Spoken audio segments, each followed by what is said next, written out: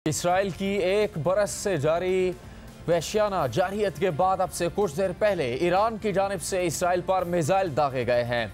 Iran का मौक़िफ़ ये है कि ये बदला लिया गया है इस्माइल हनिया और हसन नसरुल्लाह को कत्ल किए जाने पर, और ईरान की पासदाराने इनकलाब की जानिब से बयान जारी किया गया कि अगर इसराइल ने कोई मज़ीद कार्रवाई की तो उसका भी जवाब दिया जाएगा। जबकि इसराइल का मौक़िफ़ इस सामने आ चुका है कि ईरान को इस हमले की भारी कीमत चुकानी पड़ेगी। पिछले चंद हफ्तों में ही ये बड़े वाक़यात पेश आए जब इस्माइल हनिया हमास के सरबराह उनको ईरान के दारुल हुकूमत तेहरान में निशाना बनाया गया, जिस वक्त वो ईरानी सदर की तकरीब अहल बरदारी में शिरकत करने के बाद वहाँ पर तेहरान में मौजूद थे। उसके बाद इसराइल की जानिब से लबनान पर भी चढ़ाई की गई, चूँकि हिज़्बुल्लाह की जानिब से भी इसराइल के ख़िलाफ़ कार्रवाइयाँ की जाती रही हैं, और इन्हीं कार्रवाइयों को आगे बढ़ाते हुए इसराइल की जानिब से हिज़्बुल्लाह के सरबराह हसन नसरुल्लाह को निशाना बनाया गया और 27 सितंबर को उनको शहीद कर दिया गया। अब उसके 4 रोज़ बाद आज 1 अक्टूबर को निशाना बनाया गया है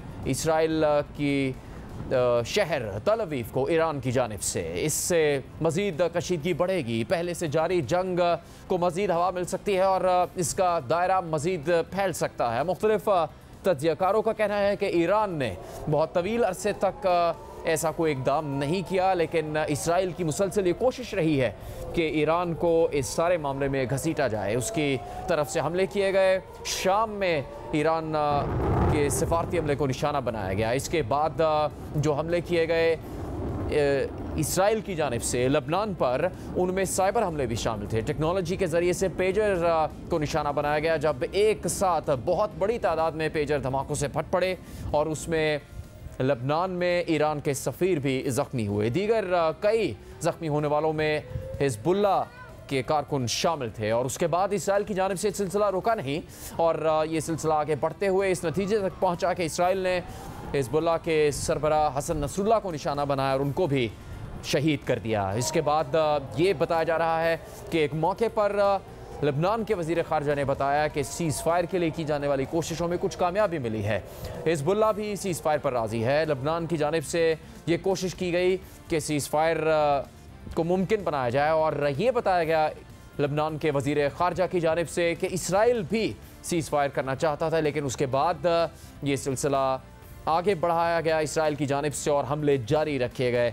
न सिर्फ लबनान के मज़ाफ़ात में इसराइल की जानिब से हमले किए गए, बल्कि बैरूत के इर्द गिर्द के इलाकों को भी निशाना बनाया गया। कई देहात को धमकी दी गई कि खाली कर दिया जाए, और यहाँ तक बात आन पहुँची है कि ईरान की जानिब से भी अब इसराइल पर हमला किया गया है और कई 100 मिसाइल दागे गए हैं, जिसके बाद इसराइल ये कहता है कि ईरान को इस हमले की भारी कीमत चुकानी पड़ेगी। हम बात करेंगे अमेरिका में पाकिस्तान के साबिक सफ़ीर, सीनियर तज्ज़ियाकार, बैनुल-अक़वामी अमूर के माहिर हुसैन हक्कानी से।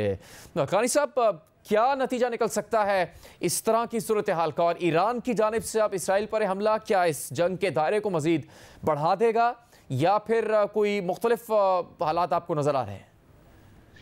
जंग का बढ़ाना हकीकत में तो किसी के मफाद में नहीं है। ईरान को भी उसका शदीद नुकसान पहुंच सकता है, लेकिन क्योंकि ईरान के बहुत सारे मफादात पर पै दर पे इसराइल ने कामयाबी से हमले किए हैं और ईरान के साबिक सदर को ये एतराफ़ भी करना पड़ा, साबिक सदर अहमदीनेजाद को, कि इसराइल की बहुत पेनिट्रेशन है ईरान में इंटेलिजेंस के लिहाज से, जिसकी वजह से ईरान के राज नहीं रहते। तो अब ईरान की क़यादत को भी ये दिखाना लाजिम था कि हम खामोशी से नहीं बैठेंगे, इसलिए उन्होंने इजराइल पर ये हमला किया है। सवाल ये है कि क्या उनके पास मुकम्मल जंग का कोई प्लान है, कोई तैयारी है? बज़ाहिर तो नहीं है।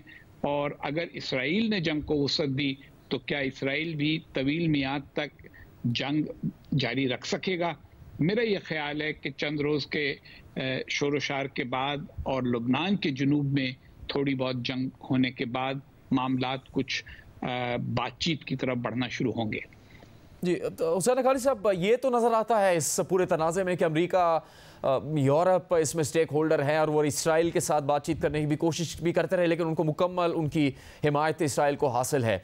दूसरी तरफ ईरान या फिर जो दीगर अरब ममालिक हैं, उनके जो इत्तेहादी हैं, उनकी तरफ से ऐसी कोई कोशिश नज़र नहीं आती कि वो भी स्टेक होल्डर हैं या वो कोई ऐसी कोशिश करते। एक वक्त में खबर तो आई कि चीन ने मेज़बानी की है फ़लस्तीनी ग्रुप्स के दरमियान तनाज़े को ख़त्म करने के लिए। वो अल-फतेह या अल-क़स्साम ब्रिगेड के हवाले से ज़रूर कोशिश थी, लेकिन बाकायदा बैनुल-अक़वामी सतह पर कोई कोशिश नहीं की गई कि इससे ये मदद मिल सके कि जंग बंदी हो सके और इसराइल की जारियत को रोका जा सके।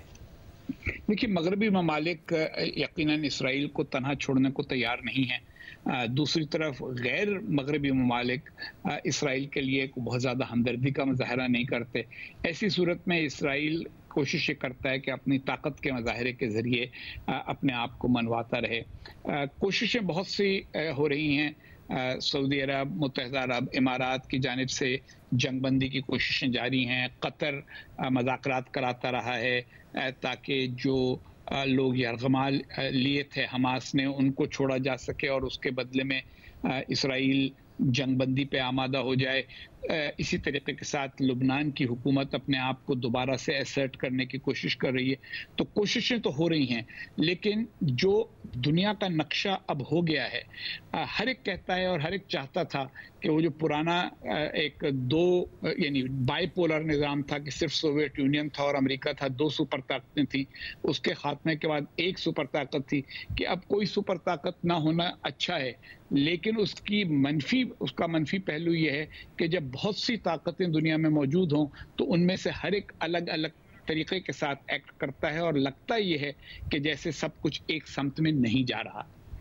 हुसैन हक्कानी साहब, अब जब ये तनाज़ा जारी है, इसराइल की जारियत जारी है फ़लस्तीनियों पर, फिर लबनान पर, ईरान में भी उनकी तरफ से हमले किए गए, शाम में भी हमले किए गए, तो ऐसे में अरब वज़रा ख़ारिजा की जानिब से सवाल उठाया गया कि हम तो अमन चाहते हैं, लेकिन इसराइल की एंड गेम क्या है?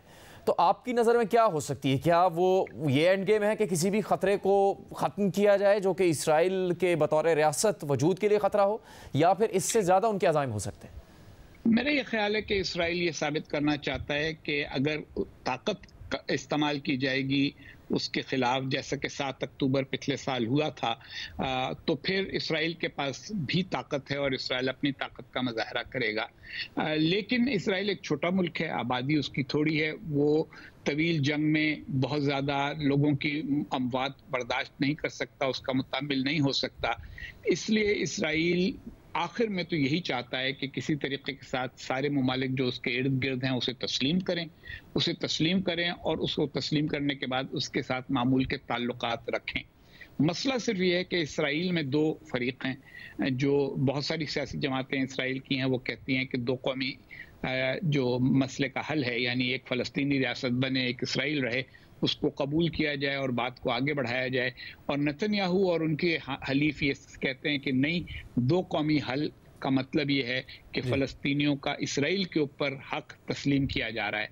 तो वो एक तनाज़ा अलग है, लेकिन इसराइल, मेरा ये ख्याल है कि सबसे हर वक्त जंग की कैफियत में नहीं रहना चाहता, नहीं रह सकेगा। हुसैन हक्कानी साहब, बहुत शुक्रिया।